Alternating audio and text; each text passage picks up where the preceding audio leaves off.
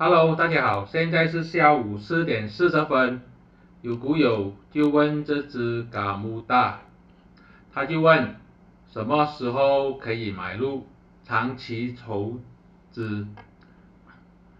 可以看到它股价在这个筹码阻力线的蓝色线、灰色线止跌回升弹上去了，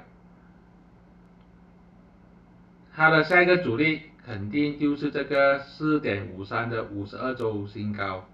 个人认为，如果要买入的话呢，就等等先吧，看看有没有机会回到这一个筹码峰，大概就是在4.15左右，也就是这个灰色线4.15。如果它有机会在4.15弹上去，那时候再考虑要不要进场。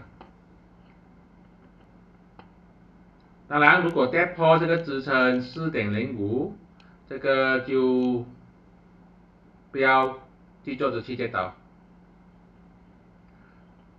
4.15止跌回升弹上去，买入讯号。这个可能要等一下吧，要等啊。其实上几天也是有了的啊。4.15，看看有没有机会。这是我的个人看法，并没有任何的买卖建议，谢谢大家。